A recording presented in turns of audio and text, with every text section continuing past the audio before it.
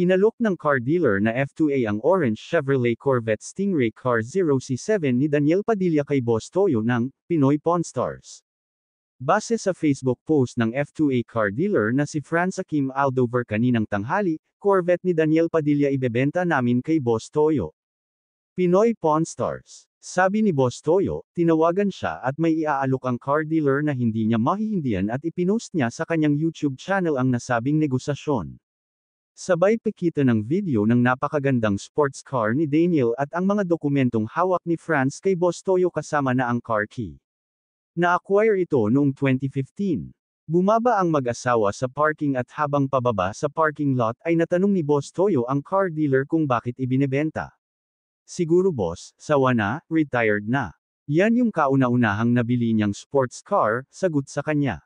Umupo sina Boss Toyo at asawa niya sa kotse at talagang hangang-hanga sila at paulit-ulit na sinasabi ng wifey na, "Feeling Catherine Bernardo ako dito."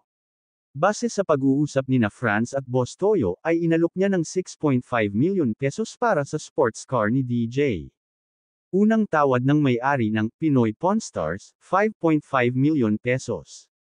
Medyo mababa, hindi kaya boss? 6.2 million pesos, tugon ng car dealer. Hirit ulit ni Boss Toyo, nagbawas lang siya, Daniel, ng sasakyan. 5.6 M. Second owner na pala si Daniel ng nasabing sasakyan na binili raw nila sa kaibigan niya. Pinaka-last boss, 6 na milyong piso. Bamulong ang wifey ni Boss Toyo nang nakangiti at sabi ng huli, 5.7 million pesos. Sabi ng misis nito, sige na Catherine Bernardo at Daniel Padilla, nakaupo si Catherine Bernardo, feeling Catherine Bernardo ako noon. Sabi ulit ni Boss Toyo, 5.8 million pesos, as of now ay nasa mahigit 6 na milyon pa rin ang market value ngayon ng C7 sports car ng aktor ayon sa car dealer. Muling ipinilit ni Boss Toyo ang 5.8 million pesos na tawad niya sa sasakyan pero nagsabi si Franz na sagad na ang 6 na milyong piso. Pero hindi pumayag ang car dealer kaya nagsabi na si Boss Toyo, pasensya na, hanggang 5.8 M lang ako, sabay kinamayan ng dealer. Nagsabi pa si Boss Toyo na baka pagbalik ay baka 5.8 million pesos na nila ito ibebenta pero kapag na-post na ito ng F2A dealer ay siguradong mabebenta na nila agad ito.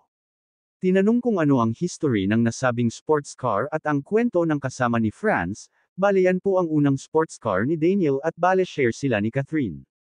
Oh, kaya binibenta. May memories pala yung sasakyan na yun, saad ni Boss Toyo na hirit naman ng asawa niya, nalulungkot naman ako. Sayang, sorry, lika na labs baka mapagastos pa ako, sabi ni Boss Toyo sa asawa. May mga nabasa naman kami sa comment section mula sa netizen na si @negroman 1987, scripted lanang yan nag-promote lanang ng car shop yan marketing strategy hindi basta-basta maglalabas ng ganyan kalaking pera si Boss Toyo geng-geng. Biro naman ng netizen na si Mark David Gulfo 5,321, baka magiwalay kayo dyan Ma'am Joy Boss Toyo. Hahaha. Posibleng ayaw nang maalala ni Daniel ang sasakyang share sila ni Catherine kaya niya pinabebenta or baka naman hinihingi ng aktres ang share niya sa car.